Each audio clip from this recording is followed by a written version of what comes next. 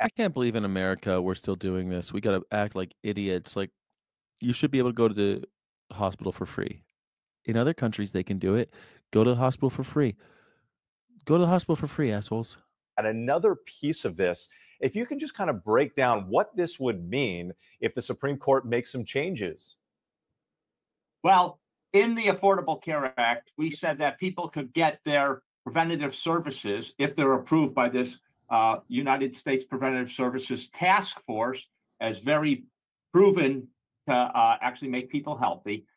They could get it with no Mhm. copay and no deductible. So people wouldn't have to pay anything. It would be fully covered by insurance. Nice. And we know that preventative tests, in particular, cancer tests, preventative screenings for other diseases like hypertension, people tend not to use them if there's a copay because the benefit is long in the future and the cost is today. So getting rid of Look at that this guy. That's Clarence Thomas, the most corrupt member of our Supreme Court. copay, we thought would increase the number of people who got tests, and There's Sotomayor. She's barely hanging on. that in fact happened right after She the can barely Affordable Care make Act it. was passed.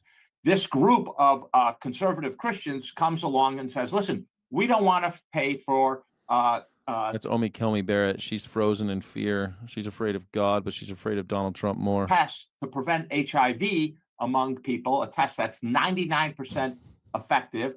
And depending upon the cost of the drugs, it can be cost savings, actually reduce the amount of healthcare costs because we don't religiously believe in homosexuality. And the court is now considering how do you balance the religious right of employers to their view versus coverage of the health insurance preventative services with no copay. I should say we've got a system where employers are expected to, mandated to cover their employees' health insurance.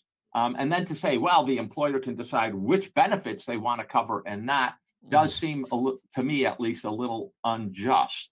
So let me ask you a little bit more about the potential fallout This is insane. Because they don't like gay people, they can keep you from getting your health insurance. Sounds like America, right? here. If the court allows providers not to cover these kinds of treatments, what could be next on the chopping block? What could be the long-term impact? Well, who knows what could be next? A lot of insurers would say, listen, we would still cover these preventative services, especially this HIV one, which, as I say, if you use generic drugs, can be actually be cost savings.